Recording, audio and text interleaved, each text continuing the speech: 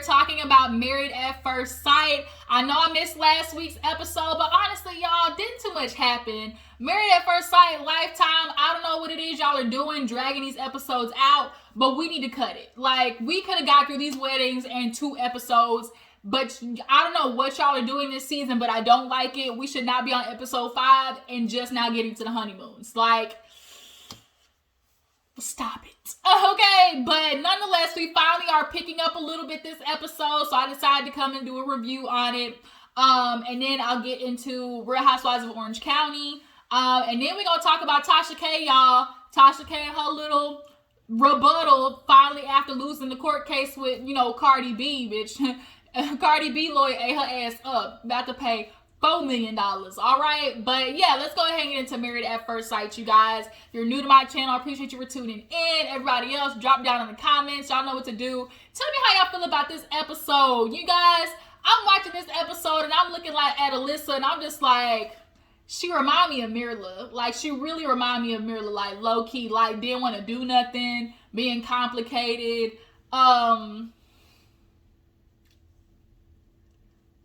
Is she worse than Mirla? Low-key, she might be worse than Mirla, y'all. Matter of fact, I'm going to take a poll. Drop down in the comments. Is Mirla or Alyssa worse? Because the more I think about it, I'm starting to lean on that Alyssa side. I really am. Because Alyssa, like, her attitude is stank. Like, she just gives me pretentious white woman. Like, she just... we going to get into it, all right? So, we open up the episode, of course, with ending the weddings. Everybody's so happy, running through like the sparklers and the bubbles and, the streamers. For some reason, I always like that part. I always like watching them, run through. And then we get to the part where, okay, it's the end of the night. Everybody gets in their hotel room. That's where I start to get a little bit more like invested. So we see everybody, taking the makeup off, taking the suits off. Let's start with Steve and Noi. Is it Steven or is it Steve? I think it's Steve. But nonetheless... so, Steve, I like Steve so far, besides his ass not having a job, we doing okay. Miss Noi and him definitely have a connection. Their chemistry is right off the bat. She's in the bathroom wiping off her makeup, and she's just kind of like, I just really hope that, he's okay with me. You could definitely tell Noi has an insecurity about her complexion, her skin.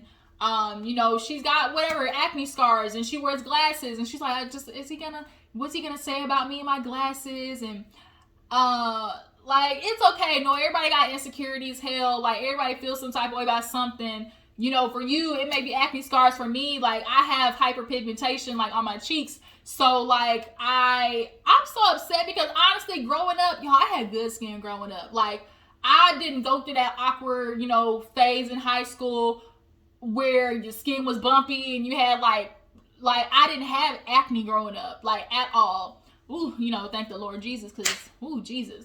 But I'm kind of upset because now all of a sudden as an adult, my skin's getting hyperpigmentation. I don't fucks with that. But nonetheless, she walks out her glasses. She's kind of like shy, and he just like looked at her and he was like, man, my wife is attractive. They start cuddling, and overall, Steve and Noi, I'm getting a good vibe, okay? But it's just the beginning. So then we move to Lindsay and Mock, okay? I'm always gonna be like Mock the Shock. And their vibe's super good. They've been joking all night, laughing with each other. They kind of had a moment before getting dressed talking about the moms. She asked about his mom, and he was just kind of being vulnerable. He's like, they both, you can tell, decided, okay, I'm gonna be vulnerable and I'm gonna let it all out. She talks about her mom not coming.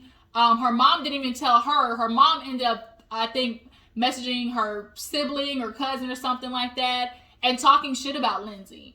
And I couldn't imagine reading something and your mom basically reading you down boots. Like, so she's like, I built these boundaries up, and you can tell like her and her mom you can tell very much had a tumultuous relationship growing up.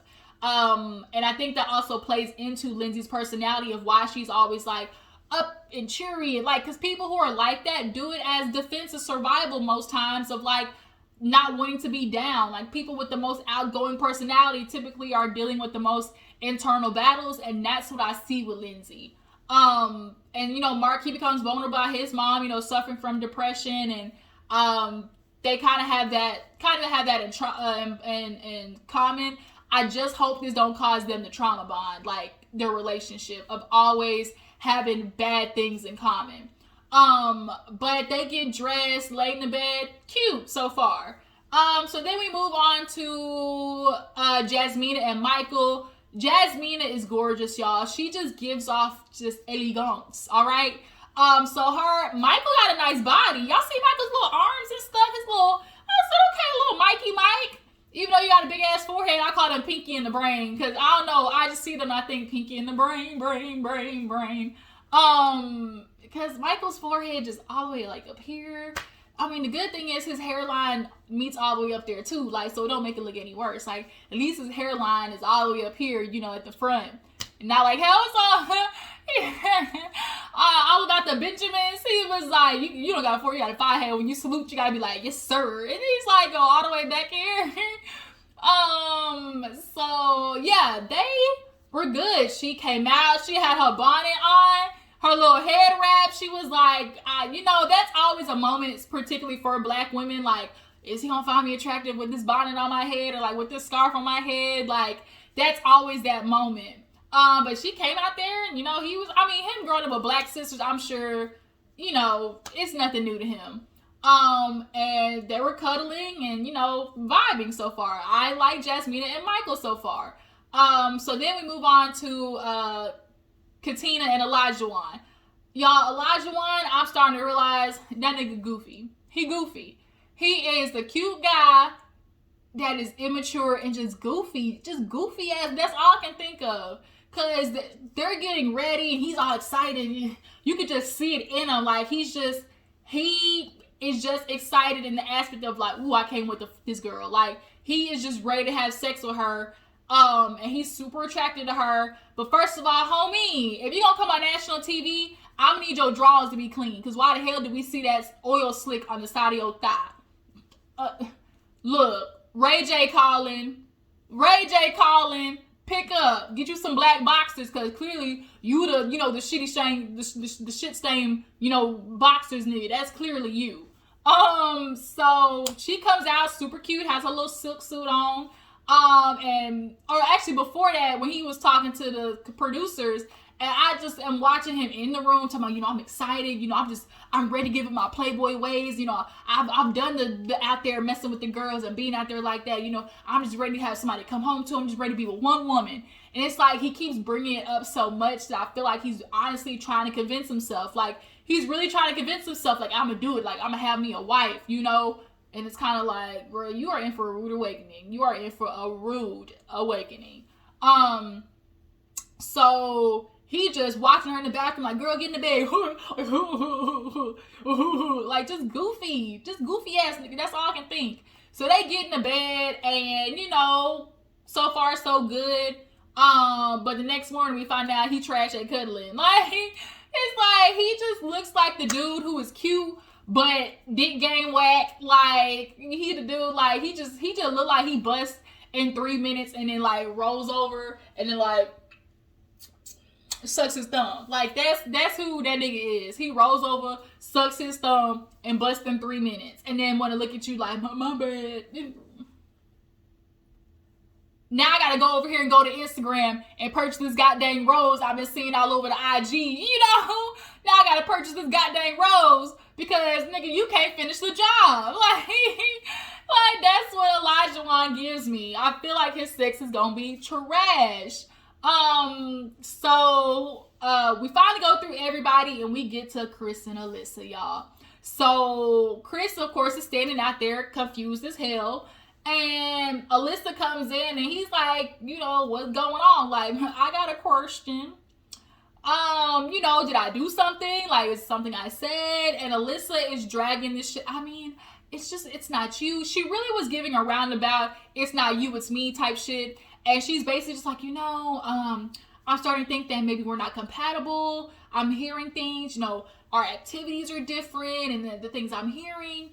And he's like, well, what did you hear? Like, is it something I said? Like, is it my friends? Like, she doesn't want to give up the fact that she heard it from his friends. So when he's asking all, like, for one, you're giving bitch excuses, like, just really BS excuses of, oh, you know, we're not compatible. Bitch, how you know you just met this man? One. Two, oh, you know, our activities, they're totally different. Like, we don't like the same things. You're not gonna like the same things. Like, you are two different people. You might like the beach, he might like the mountains. That don't mean y'all can't be in a good relationship, Alyssa. Like, she's really BSing this. You're just really mad at the fact that you didn't walk down the aisle and see you a country can ass dude, because that's what she wanted, and she didn't get that, and now she's being picky and an asshole. So they end up sleeping in separate rooms. But come to find out, the next morning they actually end up talking that night, and then that whole lie. We're gonna get into it. So it's the next morning, everybody's waking up, of course, and you know, they're doing the breakfasts and they're getting ready to meet the families. So with Elijah and Katina, though, it made me laugh because he was like, you know, apparently I got to stroke up on my cuddle game. It's like, is that the only thing you got to stroke up on? Are you sure? Because you look like you got to stroke up on. I'm gonna be on Elijah's ass this season. I'm sorry, I am. I just don't like him. Like, he just gives me trying to be reformed fuckboy and not able to do it. He trying to lie his way through it. You know, Mark and Lindsay, like, everybody basically just had that kind of breakfast talking about what the plan is going forward. So Chris, he basically wakes up and says like, oh, you know, me and Alyssa talked last night, and all she basically was saying was, you know, she thinks we don't vibe well. And I was like, Alyssa, that don't sound like what you said to producers. We just don't vibe well? That's not what you said. So now you being pussy and you're not telling the truth. Like, lies you tell. Lies you tell. So meeting the families. So let's go ahead and knock out Steve and Noy. I think it's Steve, right? Steven? No, y'all know what I'm talking about. So Noy meets his family and they love her. You know, they vibe with his, you know, mom and everything. And it just was good. The families, you know, meshed. And, you know, they're talking to her. And they're just like, you know, we're happy. You know, he's finally got somebody. And then the dad brings up, my only concern is, you know, with y'all moving forward, like, you know, him having a job. What is that? Does that bother you right now? She was like, well, no, it's something we got to talk about, obviously. You know, trying to make plans to go forward. But we'll talk about it together. And she starts crying, actually explaining, you know, how emotional it made her to see that he accept her culture, you know, so fast. Like, he didn't have an issue wearing that, like, little shawl thing or whatever. So that to her, you know, was meaningful. And she's just sitting there crying to his family, like, you know, I'm just so excited. Like, I met him and things are just so good and perfect right now. I just can't imagine them going bad. And then it clicked for me. I'm like, oh shit. I'm like, now it makes sense. Noy is the hopeless romantic, but not the hopeless romantic in the, oh, you know, I believe in love kind. She's the hopeless romantic in the, I'm just going to ignore everything and say, like, it's going to work itself out. And next thing you know, 5 years down the line, the shit ain't worked itself out. Like, she's always going to think like, oh, love is gonna hold it together type situation. And then you got to learn the hard way. No, it ain't. You should have learned trying to take these random ass trips around the world, to meet these dudes that turned out to be, you know, a waste of time. So Steve, he ends up talking to her family, of course, and somebody in a bad wig popped up, and it is the brother. So Noy has Noisy as her alter ego. Her brother has Sriracha. And he said he purposely wore it to basically gauge Steve's reaction. Because if you're going to be a part of the family, you're going to have to accept her family. So he basically was trying to see, like, what this nigga think type stuff. And he didn't bat an eye. He wasn't affected by him dressing up at all. So they started getting into, you know, the relationship and, you know, how he feels. And he's, of course, feeling good so far. And, you know, the brother's asking, well, you know, I heard you went on your little trip. Did you find yourself with your eat, pray, love and everything? And he was like, you know, it was a trip of rediscovery. You know, I just wanted to get back to myself. he's like, yeah, everybody was like, yeah, that's good and all, but I heard you lost your job. So, if you're going to have a family, going to be making plans, like, that takes money. And so every time he gets asked this question, he always goes back to he always his way through it. And his answer was really kind of like vague in the aspect of, well, I do freelance right now, and, that's working for me. But I feel like I'll be able to work through it, and when we get there, it'll be handled. And the mom is like, well, I want grandbabies, and you can't have no grandbabies if you ain't got no money. Like, so I'm gonna need you to figure that out quick and fast in a hurry, Steve. So then we get to Lindsay and Mock the Shark. Mark goes to meet her family, and Dad has been on Lindsay's ass cakes. He do not let her live it down of how too much she is. Because every time the dad see Mark, he look at him like, son, good luck. Okay, he's like, you're going to have to wrangle that hoe in. They even gave him a Lindsay survival kit. And it was like the little like no button, like almost like you can get from The Office. And then like some snacks. And because she's always person like, oh, I may be mad at you, but I'll eat type situation. And basically all the family's kind of like, Lindsay can be a lie. She's, she needs somebody to tame her down. She needs somebody to be able to control her. And the dad was like, you just got to be careful with her. Like, stand your ground. Even though she can, if sometimes she can be upset, she can get a little vicious with the words. And when he said that, just like Mark's reaction was kind of like, I would have the same reaction. Like, what you mean? Because he used the words, she can get vicious with her tongue. And I was kind of like, shit, Lindsay, are you one of them verbal abusers? Because people who are always up like that, like I said, explain, they are doing that to hide hurt. And Lindsay looks like that. And she looks like when she gets hurt, that she can get just as loud as she is positive, going negative, right? And so Mark is like, what am I supposed to do with that? So Lindsay, she got no problem. The friends, they was like, man, we glad you here. He ain't got to eat goldfish. And they showed that damn suitcase with that damn goldfish in there. I lost it. But she's like, yeah, we're good. And, I just appreciative of him. And she asked questions about, how she can help with his mom. They were like, just be there for him, allow him to open up. And, he just wants somebody who, basically they explain like he doesn't take care of her in the extent of like she has to be with him. He just needs to know her whereabouts and that she's okay. And she's like, well, that's perfect to me, because she actually come to find out she was a senior care nurse. So like she gets it, like she understands. And so that is kind of like cool that was in the cards of, that being able to be something he doesn't have to be concerned about because she has experience with it. She was just like, y'all gonna have to take some cats though, because damn, 5 cats, that's a lot. So then we get to Michael and Jasmina. Michael, he's having a hard time with Jasmina's stepmama/mama. She is looking, he's, of course, saying hi, he's happy. And she's just kind of like, he's like, you got any concerns or questions for me? And she's like, I see you guys as of right now, the vibe is good, but that's just real surface level. Can you tell me? She's like, Jasmina has been through a lot of hurt, and I just don't want her to deal with that. She has a good background in seeing, one marriage work and another one not. So she's seen the do's and don'ts. So she asked Michael basically what his examples are. And he was up front and saying, like, I don't necessarily have any marriage examples or, manly examples, because he was raised by his mom, grandma, lived in a house full of sisters. So even though he didn't have like a husband, example to go off of, being raised with women, you are going to hear what women want, what women need, what they're looking for. So he's like, I just feel like those same principles kind of apply. And so the mom was like, I understand that, okay, that's good, but it's also a positive and negative, because now your expectations, like, are they going to be unrealistic, or are you going to how are you going to upkeep it, not knowing, what it looks like?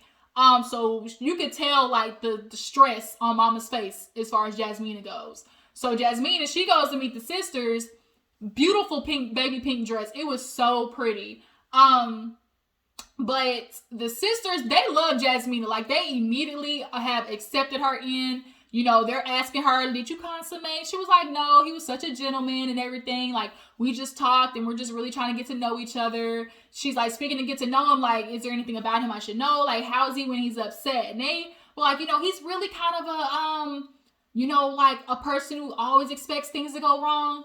So when it does, like, he's, you know, he knows how to handle it. And so she's kind of like, huh? And they're like, yeah, he's very much pessimistic. And that's a concern for her because it's like, when you are a glass half full person and you're with the glass half empty person, that shit gets annoying. I get Jasmine because it's like, I don't want to be around your negative ass all the time. You sitting here stressing about the bad and bringing the bad energy, and the bad ain't even happened yet, you know? So that's a big concern for her, and we actually kind of saw an example of that at the end of the episode. So we get to Elijah and Katina. Katina, she gets with Elijah's, I guess, second mom-ish. She ends up handing her over a jersey and basically was like, you know, you can be his cheerleader and, you know, stuff like that. And Katina asked, like, do you think he's really ready? She's like, yeah, I think he really is. And it's kind of like, bitch, you lying. So then we get to Elijah. Elijah, whatever your alias is this time. He comes in, sleeveless shirt up, tattoos out, got the little gold chains on and everything, and it just gives off fuckboy. And so he's talking to the girlfriends, and of course they trying to dig, see if they did something. He's like, no, we didn't, but we made out a lot. You know, she got some soft lips. But the guy friend, he was like, skirt, cut to the chase. Okay, what you want to do with my friend? He's like, are you really ready for marriage? Like, what did you get in this for? Because, you know, he's concerned that he's basically in it for the clout. He's basically in it so he can get more women. I think Elijah genuinely does. I can tell he believes that this is what he wants. Like, he's convincing himself that, oh, this is what I want to be married. I'm ready for it. Like, you can tell he genuinely believes he's ready for this shit. And it's like, no, Elijah, you not. You really not. Because you clearly haven't had, like, relationships. But he's telling a friend, like, you know, no, I'm serious about this. You know, I've had my player days. You know, that was back then. You know, I'm not a bad looking guy by any means. And you could tell he just loves getting away with the fact that he's some little light Carl Macchiato ass nigga, okay? And the women fall for him. And I ain't never had no problem with women. And my issue is every time you can still see it in him when he talks about his player ways. He kind of gets this, like, he lights up about it. Like, and the fact that you still, I don't know, he just, like, his energy just, he just talks about it with such pride still. And I think the guy friend is picking up on that because he's like, you know, this ain't just dating women. This is marriage. Like, this is a decision. And he was like, oh, yeah, I get what you're saying. Like, you know, not like it's like, you like I'm not understanding the gravity of it. I get what you're saying. Like, he kept cutting off the friend. And it's like, Elijah, shut the fuck up. Like, listen, you're making a bad, you know, look. And so the friend is kind of like, you can tell he's just like, I got my good eye on you, nigga. Like, I don't trust you. So Chris and Alyssa, of course, their turn. Chris go to talk to her family, and it's bad. He like, what do I do? Like, she basically said that we don't vibe. And the mom was like, huh? And the friend was like, really? She was like, and I think she told the friend for sure that she wasn't attracted to him, but I think the friend also knows that Alyssa, she's a lot. Because she specifically said, you know, Alyssa does that. She's very, you know, particular, and she's very strategic and basically in what she wants in a man. And because she didn't get the tall, you know, country Ken, now she wants to throw this bitch fit, and she's being an asshole to Chris. And he's like, I just want to take it slow. Like, I just want something. And so the mom basically was like, you're just going to have to take it slow with her. And, you know, she'll get there. Alyssa, she talking to his family. And it's like, it was good, you know. And she asked the family, like, what is Chris like? What do you guys do with Chris? And they basically told her he works a lot, so we don't get to see him often. So she's like, basically took that as another, like, dash against his name. Oh, I'm gonna be second to his job. And it's like, that's what you're here for, to help him. Like, that's fuck out of here with Alyssa. So of course all the couples get together, they get the note and find out they're going to Puerto Rico. Chris and Alyssa, they not going together. They just gonna beat her. That's what Chris realized. He's talking to her after meeting and saying like, like, what do you expect out of, Puerto Rico? And she's just like, yeah, I'm just glad to see everybody. We're gonna meet. I'm excited to see all the other couples. And it's like, bitch, you ain't mentioned nothing about maybe, hey, I want to spend time with you, get to know each other. And he's asking her, like, are you checked out? But all she keeps saying is, I just still want to have this experience with you and just like, just go along with it. I.e., I can't leave because, bitch, I signed a contract. That's what it's looking like. Alyssa ass can't leave because she signed that motherfucking lifetime contract. So everybody gets on the plane. I will say Elijah want to talk to Katina. He basically told Katina, like, oh yeah, your friend was like trying to call me out, but I ain't gonna, worry about what no other man is. Like, if he don't like me, I ain't gonna convince him. And it's like, you're missing the point. Nobody's trying to convince you to like him, but you need to take pride in trying to prove him wrong of what his misconceptions are about you. Katina's like, look, I'm gonna listen to my friends with their red flags, so they might see something I ain't see. So yeah, everybody gets on the plane. They make it to Puerto Rico. And then we see two sprinters, Lindsay and Mock are in the other sprinter from everybody else. And Elijah is going off talking about, yeah, we're going to do what we want to do. If Lindsay wants to try to talk to me like my mama, like, that's not what we're here for. We all grown adults. And allegedly, Elijah and Lindsay and Katina get into it over her basically like, oh, are you going to speak Spanish here? Like, or do you speak Spanish? He's like, a little bit, but I'm going to speak English. And she basically was checking about like, oh, we're in Puerto Rico. Like, you need to speak the language. First of all, Lindsay, back the fuck up. Like, if I ain't gonna speak Spanish, I ain't gonna speak Spanish. But she ended up joking and being like, oh, you gonna fight me then? And like, girl, Lindsay, you gotta be careful. Like, I think Lindsay, she just don't know how to read a room. She just does not know how to read a room. That's what it is. She just, her energy, she just doesn't understand how she rubs people the wrong way sometimes. So they make it to the hotel. All the couples are out there looking at the water. And you see Chris over there looking like this. Must be nice. He's like, and everybody else is picking up on the energy like, oh shit, ain't nothing going on with them. They don't look like a couple. So all of them, they're sitting down, drinking pina coladas. If you like pina coladas. And Katina's basically talking about the situation with Lindsay and how she's not here for it. Elijah, he loves to talk. He loves to hear himself talk. He wants to do the cheers. He wants to say, we're going to move forward. And this is what, like, you can tell he's just so used to getting the attention that when he's in a room, like, he always wants to make sure he's seen. Because when Mark came, he trying to give the damn toast. And Elijah's doing it for him, too. It's like, duh, nigga, shut up. So then Katina basically tells Mark, like, yeah, we can be in a room together, but as far as Lindsay goes, like, she's just not my cup of tea. Like, she just does too much. And it's kind of like, yeah, I get it. So speaking of Lindsay, she up in the room crying, basically like, I just, I thought I was just joking with them. And, I said, oh, you want to fight? And he like, oh, he just started like posturing with me. She's like, I'm not going to lie. It triggered me and it made me uncomfortable. And I'm like, oh shit, here go them buzzwords. Lindsay, don't tell me you were Karen, low key. She's like, it just brought up a lot of stuff. I think Lindsay has probably been through a couple of abusive relationships. So I do believe her in the sense of when she says, I don't want to say triggered. I really don't. But I guess that kind of is the word of just like men in her life being very abrasive with her. But Lindsay, like, I'm going to need you to look in the mirror and take ownership of the part that you might have played and why that shit went south is what I'm saying. So we end the episode with Jasmina and Michael kind of having their first little tussle, okay? Because they're sitting down talking, and of course he's asking about the situation, and Jasmina, she's like, well, I just I think we'll all be able to move forward and just be in a room and just kind of, like, just get to know each other. And Michael's like, well, what else do you expect? We don't know each other, so that there's always going to be conflict. And she was like, we're just going to have to agree to disagree. He was like, oh, you don't, agree that there's going to be conflict? He's like, he gave an example that made sense of like, okay, hey, I don't know you, so I think I'm doing something that's okay, but you have to tell me, hey, that's not okay to me. Like, I triggered a response that, initiated conflict. But that also is a concern for me too, because just because you guys don't get along in something or don't agree on something doesn't mean it's conflict. And I think he just has this idea of immediately everything being a conflict. And that's what she had to tell him. Like, I don't go into a room thinking because I don't know you or because like we have different, things, like there's going to be a conflict. Like, why walk into a room with that energy? Then basically you're inviting it because you're like, oh, I'm waiting for a conflict to pop off. And it's like, that's kind of not the energy you want. Like, I want to go in with something positive.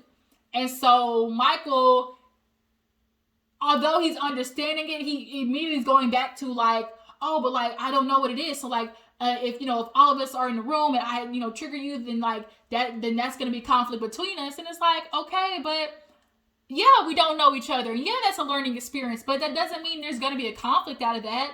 Like, I really am concerned, like Jasmina said, like, is this always going to be him and looking for the bad and everything? And I think the sisters are right. It's out of like not wanting to be disappointed, basically. Like, I'm going to prepare myself for the bad. Like, he's just waiting for the other shoe to drop all the time. So Jasmina's like, well, once again, we're going to have to agree to disagree. And so Michael's kind of like, oh my God, I signed up for this and I asked him, there's somebody who's going to challenge me, but damn it, am I ready? And then that's where the episode ended. But yeah, you guys, so far, Married at First Sight finally starting to pick up. But they at Puerto Rico for a whole last week. So I'm like, damn, like, why? That don't make no sense. But y'all tell me what you think about the couples. Who's your favorite? Who do you see making it to the end? Do you feel like Michael's ready for Jasmina? What you guys think about Elijah Wan? I appreciate y'all for tuning in. Make sure to follow me on Instagram and Twitter, and I will catch you guys later. Deuces.